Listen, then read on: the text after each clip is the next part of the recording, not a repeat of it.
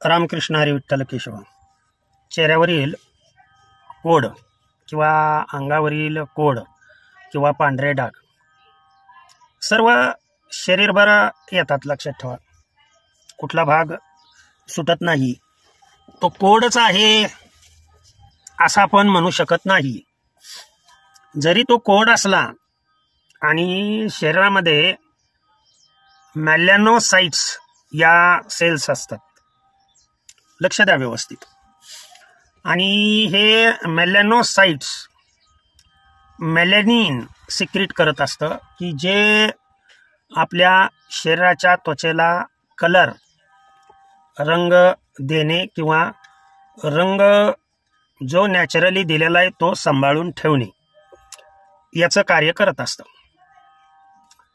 मग आता हे जर मेलॅनोसाइट्स सेल या विरुद्ध प्रकारचा आहार असेल किंवा कारण कोणतंही असेल, फंगल इन्फेक्शन असेल, काही असू शकेल, किंवा डिफिशियन्सी असेल त्याची मेलॅनोसाइटची, परंतु हा कोडच असतो असं नाहीये.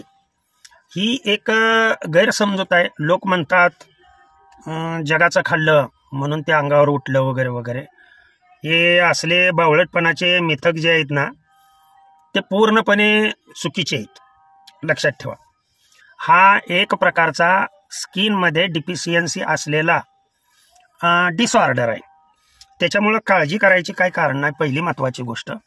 आणि अशा मुलं लग्न होत नाहीत मुलींची त्यातल्या त्यात. अरे हिला कोड आहे, कशाला ही घरबार आपलं. अरे कोड नाही आहे, तो मेलॅनिनच्या डिफिशियन्सीमुळं तो आपणाला उद्भवलेला आहे. तर तो आपण बरा करू शकतो. अशा अनेक मुलांच्या अंगावर असणारे कोड या औषधांनी मी घरच्या घरी बरे केलेले आहेत. तर ते औषध कोणतं लावायचं किंवा तयार करायचं ते मी पुढे सांगतोय. तर व्यवस्थितरित्या लक्ष देऊन ऐका. पण आता पहिला उपाय मी सांगतो. कशामुळे होतं हे तर सांगितलंच. आणि कोड वगैरे असला काही प्रकार नसतो. ते कोड म्हणजे अंग पूर्ण नासून जाणे. ध्यानात आलं का? लक्षात ठेवा, त्याचं कुष्ठरोगामध्ये रूपांतर होतं. तर ह्याला पहिला उपाय, अगदी साधा सोपा उपाय मी सांगतोय. मध घ्यायचा, मध. लक्षात ठेवा. आणि एक चमचाभर मध घेऊन ओलं खोबरं घ्यायचं. आता लक्ष द्या व्यवस्थितरित्या, विलाजावर नीट लक्ष द्यायचं. त्या खोबऱ्यामधील ओला नारळ फोडायचा आणि त्यातील अर्ध्या भागातील खोबरं तुकडे करायचे त्याचे.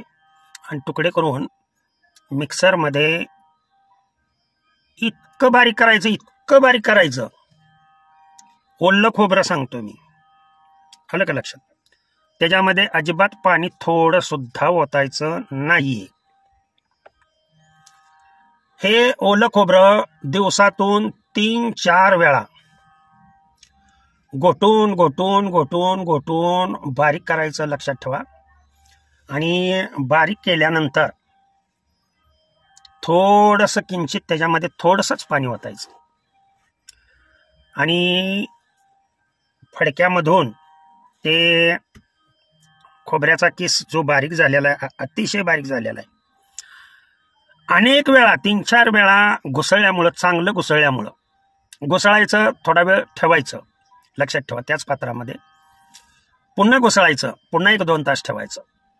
असं दिवसभर 3-4 वेळा करून सायंकाळी काय करायचं, त्यातलं फडक्यातून असं जोराने पिळून जेवढं दूध निघतंय तेवढं दूध काढायचं. लक्षात ठेवा या गोष्टी. हे काढलेलं दूध जे आहे ते काय एक अर्धा कप निघेल, 1 कप निघेल, 2 कप निघेल. ते एक ग्लासचा बाऊल घ्यायचा आणि त्या बाऊलमध्ये ते दूध रात्रभर फ्रीजमध्ये ठेवायचं. फ्रीजमध्ये रात्रभर ठेवल्यानंतर दुसऱ्या दिवशी सकाळी उठून बघायचं. त्याच्यामधले पूर्णपणे ते घट्ट झालेलं असेल. लक्षात ठेवा. ते बाहेर काढा आता. आणि बाहेर काढल्यानंतर नॅचरली ते असं आपल्या रूम टेम्परेचरला ठेवून त्यातला एक चमचाच फक्त एक चमचा असा घालून ते बाहेर घ्यायचं. तुम्हाला शिल्लक राहिलेल्या पूर्ण पार्टमधून हळूहळू जसजसं वातावरणाचं टेम्परेचर वाढेल तसतसं ते वितळलेलं दिसेल आणि आर्क जो आहे त्याचा तो खाली साठलेला दिसेल पूर्णपणे चोथा. आणि वरच्या बाजूला जे तयार होणारं पाणी ते पाणी अतिशय पौष्टिक पाणी असतं. ते पाणी आणि त्या पाण्यामध्ये अर्धा ते 1 चमचा मध मिसळायचं. मध आणि ते चांगलं एकत्रित करून जिथे जिथे तुम्हाला ते पांढरे स्पॉट आहेत त्या पांढऱ्या स्पॉटच्या ठिकाणी ते लावायचं. किती साधा सोपा प्रयोग आहे तो पहा. हा प्रयोग तुम्ही एक 5-7 दिवस केला की 7 दिवसामध्ये तुमची पूर्णपणे त्वचा तुम्हाला निवळलेली दिसेल. आता पुढेही मी सांगतोय, लक्ष द्या. दुसरा उपाय असा आहे, संत्री किंवा लिंबू, लक्षात ठेवा, मोसंबी यापैकी संत्री घेतली तर अतिशय चांगली.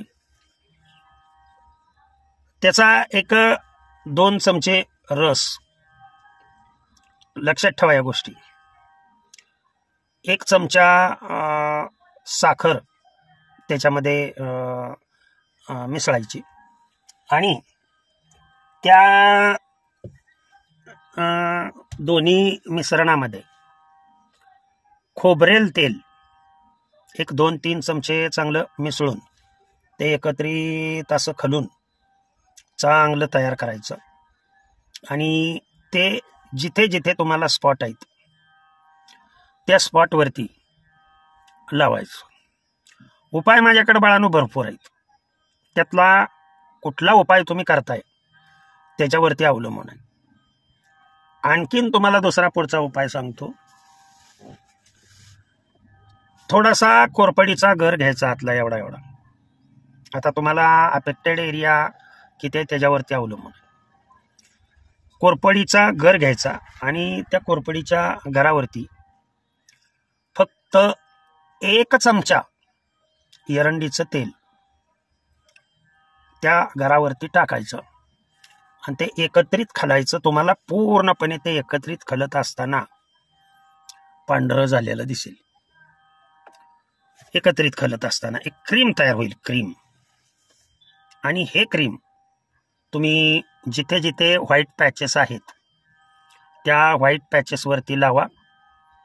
तुम्हाला लगेच इफेक्ट दिसून येईल. पुन्हा पुढे आणखीन एक उपाय मी सांगतो अतिशय महत्वाचा. चहा तर माहित आहे तुम्हाला. हे मेडिकलमध्ये तेल मिळतं, टी ट्री ऑइल. हे एवढी छोटीशी बॉटल असते. ते ऑइल घेऊन जरी तुम्ही त्या पॅचेसवरती जिथे जिथे तुम्हाला, म्हणजे आपणाला काय करायचं आहे पहा, मेलेनिन हा याचं प्रमाण तिथे वाढवायचं आहे. आता हे सर्व सांगितलं ते मी लावण्यासाठी सांगितलं.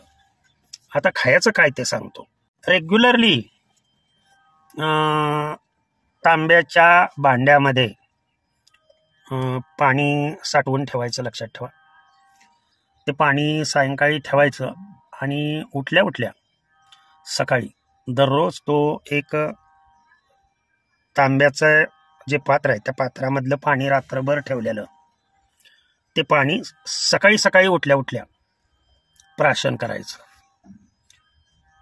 किंवा कॉपर रिच सीड्स अन्न तुम्ही जरी भक्षण केलं. जुने लोक या तांब्याच्या म्हणजे कॉपरच्या पात्रामधील पाणी पित होते, लक्षात ठेवा. आणि सध्या काही लोक हे पितात आणि पिणं चांगलंच. सर्वच गोष्टीसाठी ते अतिशय महत्वाचं आहे. सांगितलेले 3-4 उपाय हे करायचे नसतील तर मेडिकलमध्ये हे जे मी पहिला प्रयोग सांगितला लक्षात ठेवा. अगदी आता ते केमिकल फ्री असतं जवळजवळ. अक्षत ऑइल म्हणून मेडिकलमध्ये मिळतं, नीट लक्ष द्या.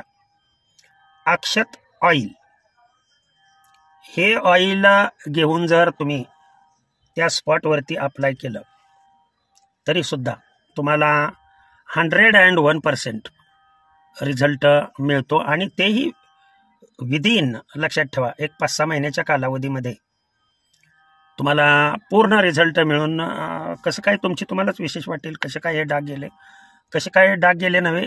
ह्या तेलामुळे लक्षात ठेवा मेलेनिन ची डिफिशियन्सी किंवा शरीर जे लॉस करतं ते मेलेनिन डिफिशियन्सी कव्हर केली जाते.